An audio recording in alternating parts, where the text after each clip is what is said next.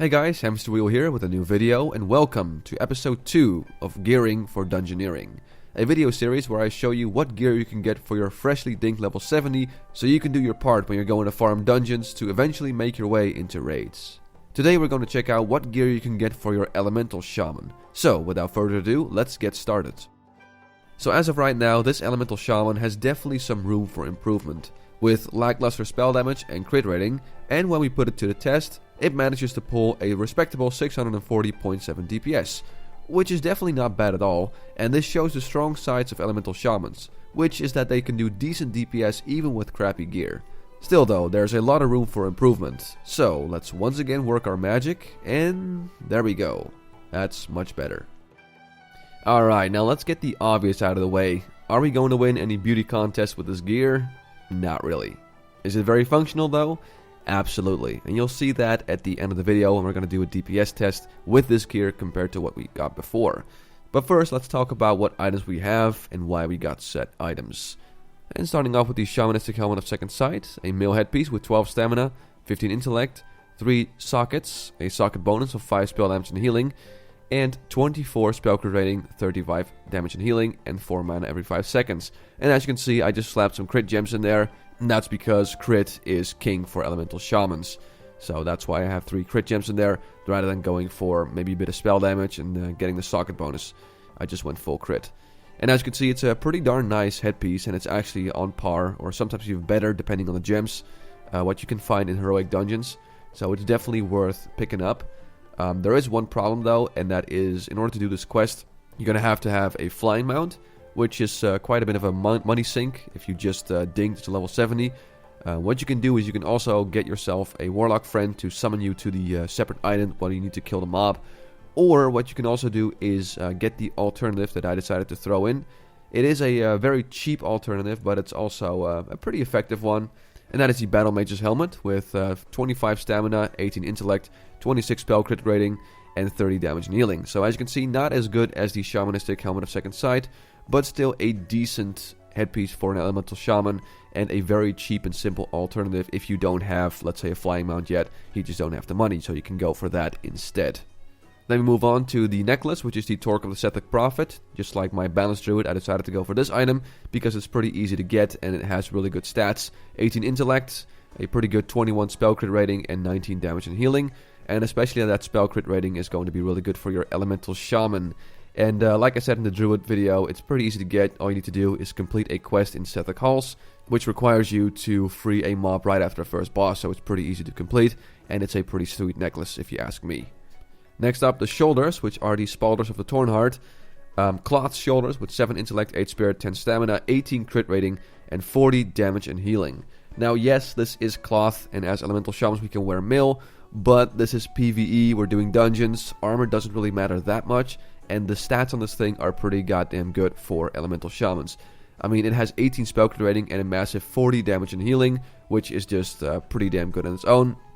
And it still has a little bit of bait stats. You know, that 7 intellect, 8 spirit, 10 stamina. It's always a welcome sight.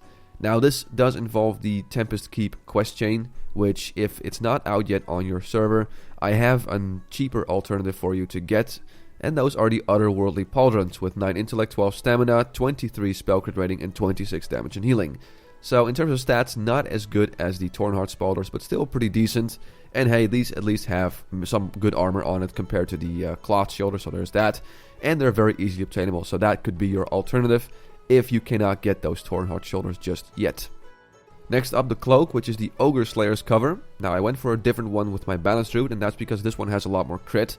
So this one has 18 intellect, 11 spirit, 16 spell crit rating, and 20 damage and healing. And like I said, well, that 16 spell crit rating is the reason why I went with this one over the Cloak of Woven Energy, which we got for our Balanced Druid. All in all, a pretty decent cloak to get. Takes place in Nagrand. You will need a few people for this quest, but it's not super long, and, well, the cloak is well worth it. If you ask me, it's pretty damn nice. And then we move on to the chest piece, which is the Sacred Feather Vest.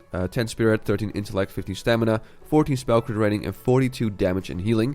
Not bad at all, even for level 70, because you can get this chest piece pretty early on in Hellfire Peninsula. Requires you to do a pretty simple quest chain that you can do on your own. And even at level 70, it still holds up pretty well. and that's why I decided to go with this. It has a lot of damage and healing and a fair bit of spell crit. So yeah, there you go. That's a pretty nice chest piece for your shaman to get. And then we move on to the bracers, which are the rugged mountain bracers. Now I decided not to go with the Shatra wraps for this one, as the Shatra wraps alone do not provide you with any spell crit. I mean, you can slap a spell crit gem in there, but overall I don't think it's really worth it to go for those. I think it's better to just go for these, which are much easier to obtain and still pretty damn good. They still have 11 spell crit rating, 23 damage and healing, and a little bit of MP5. So unfortunately no base stats, but in terms of hard offensive stats, this will definitely get you covered in terms of that. So there you go, Rugged Mountain Bracers, pretty damn good item, and I recommend you to get that for your bracers. Now we move on to the weapon, and normally I would go with a dagger or a mace and a shield for elemental shamans, because of course a shield means you get much more armor. Unfortunately, there's not really anything really good available at level 70 or so that you can get through questing, which is suboptimal, but you know what, it's still only armor that you're really missing compared to a shield and dagger combination. And, you know, again, it's PvE, you're doing dungeons, armor doesn't really matter that much, it's just all about those offensive stats. And this definitely got you covered. It's got 45 intellect, 27 stamina, 25 spell crit rating, and 103 spell damage. Now, this also requires the Cipher of Damnation, the Tempest Key quest chain, so I decided to give you guys a few alternatives. And one of those is the Battle Mage's Baton, just like the Balanced Druid Guide. Pretty decent staff, 45 stamina, 31 intellect, 30 spell crit rating, and 85 spell damage. So not as good as the Scepter, but much easier to obtain, as this requires the Ring of Blood quest chain, which is something that pretty much everyone does when they're leveling, or at level 70 if you want extra money. And it's just a pretty damn nice item to get, considering how little effort you have to do to get this. So that is a great alternative. However, there's one more alternative I'd like to throw in there, and that is the Bringer of Death, which has 32 stamina, 31 intellect, a massive 42 spell crit rating, and 121 spell damage. So out of the three, this is definitely the best one. The problem is that this is a BOE, so it all depends on how expensive this item is on the auction house that you're on, the server that you're playing on.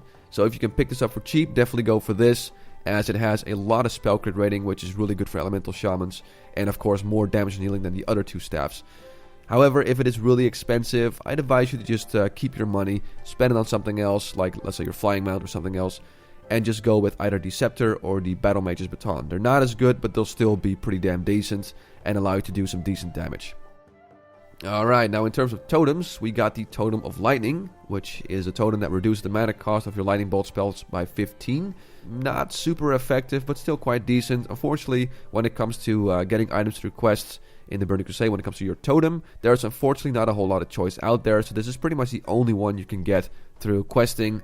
And you know, that 50 mana reduction per lightning bolt is still pretty decent. It gives you a little bit more longevity, so it's definitely a welcome sight. I'm going to throw in an alternative though, and that is the Totem of the Storm, which adds 33 damage to your chain lightning and lightning bolt. A pretty nice totem, as again, it increases your offensive capabilities, it increases your DPS rather than your longevity, so that's probably the preferred item to go for. Unfortunately, it is also a BOE, so it really depends on how expensive this item will get on your server. If it's for cheap, go with that. If it's too expensive, go for the Totem of Lightning. Both are decent additions to your elemental shaman. Alright, trinkets. I'm going to start off with the Vengeance of the Illidari, which is the same trinket I recommended for my Balanced Druid. And, you know, it's a pretty sweet trinket. It's got 26 spell crit rating. When you use it, you get 120 damage and 220 healing done for 15 seconds, and it has a 1.5 minute cooldown. Now, obviously, it's very obvious why I chose this. It has that passive 26 spell crit rating, which again is really good for elemental shamans. So that is definitely a really good item to go for. It's also pretty easy to get, as you can get this very early on in Hellfire Ramparts through a quest that pretty much everyone does. It requires you to kill an elite though, but with a few friends, it should be no problem to get that mob down and get yourself this trinket. So that is recommendation number 1. Now the second trinket I advise you to get is the Ancient Draenei Arcane Relic, which is kind of the same as the Vengeance of the Illidari, except this one offers a little bit less passive spell crit rating. This offers 21, and it does the same thing. It does 120 spell damage and 220 healing for 15 seconds with a 1.5 minute cooldown. Now the combination of these trinkets offer you a total passive spell crit rating of 47, which translates to about 2%-ish at level 70, which is really damn good for your elemental shaman. So these are the two trinkets I advise you to get. Then we move on to the rings. Now I went with the Signet of the Violet Tower with my Balanced Druid, but now we're going for the Wild Lord's Band. And the reason is, well, that spell crit again. 8 intellect, 11 spell crit rating, and 25 damage and healing. So a little bit less than the Violet Tower Signet, but still pretty much a very fair amount of damage and healing for a green ring. And of course that 11 spell crit rating, which is great for your Elemental Shaman. So this is definitely the first ring I would recommend you to get. The second one is the Evoker's Mark of the Redemption. It has 15 intellect, 10 spell crit rating, and 29 damage and healing. Very nice ring, kind of on par with what you get out of 70 normal dungeons and sometimes even heroics, so it's definitely worth picking up. It is a little lengthy in terms of the quest chain and it requires you to get a few friends, but still very worth doing. So those are the 2 rings I'd recommend. I'm going to throw in one more extra, and that is the Band of Dominion, which offers you 21 spell crit rating and 28 damage and healing, which is not bad at all for your Elemental Shaman. Unfortunately, this ring is a BOE, like the Bringer of Death, so it really depends on how expensive this item is on your server. So you're going to have to check out the auction house. If it's cheap, definitely get this. If it's too expensive, then just go for the Wild Lord's Band. So there you go. That is my recommendations when it comes to rings. Alright, moving on to the boots. And we're going to go with the Landing Boots. Male boots with 12 stamina, 8 intellect, 16 spell crit rating, and 35 damage and healing. Now for green boots, I think these are actually pretty damn nice. Offer you a fair amount of spell crit, 35 damage and healing, which is a lot for green boots, and a little bit of base stats. So that is definitely worth getting. It's also not super complicated. It's not a very long quest chain. And yeah, it should be fairly easy to get. So definitely get these. Now for the leggings, we're going to go with the same leggings that I recommended for my Balanced Druid. And that is the Haramat's Leggings of the Third Coin. Has 29 intellect, 3 sockets, 2 yellow and 1 red. And a socket bonus of 5 spell damage and healing, 16 spell crit, and 27 damage and healing. Now the thing is, you can also get male leggings out of this quest, but the thing is, these are actually better for an Elemental Shaman, as these offer you more spell damage, more crit rating, and a bigger mana pool. So honest to God, I would say choose these over the male ones. I think the male ones are just not as good, and these are better. So these are great for your Elemental Shaman. They offer you a lot of spell crit if you put some crit gems in there, and a lot of spell damage, and a fair amount to your mana pool. So definitely get those. Next up, the belt, which is going to be the same as my Balanced Druid, the Blackwell belt. 11 intellect, 10 spirit, 10 spell crit rating, and 32 damage and healing, which is not bad for a green belt you can get from questing.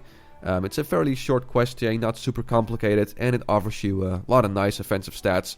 So that is definitely my recommendation when it comes to the belt. And last but not least, the gloves. The Verdant Hand Wraps. 12 intellect, 13 stamina, 8 spell crit rating, 35 damage and healing, and 3 mana every 5 seconds. As you can see, almost everything an Elemental Shaman needs, and the cool thing is, these are also fairly easy obtainable, and also fairly early obtainable, as you can get these out of Hellfire Peninsula. And I mean, if you look at the stats, they're just amazing for Elemental Shaman, so this is definitely a good choice to go for. However, I'm going to recommend you one more item, and that is the Thunder Caller's Gauntlets, which offer you 16 stamina, 16 intellect, 18 spell crit rating, and 35 damage and healing. So these are a little bit better than the Verdant Hand Wraps. Unfortunately, these are also a BOE item, so what you're going to have to do is check out the auction house and see if it's, up there for a decent price. If it isn't, get the Verdant Hand Wraps. If these are pretty cheap, get these instead. They're pretty damn amazing for your Elemental Shaman. And that's pretty much it in terms of gear and what we chose.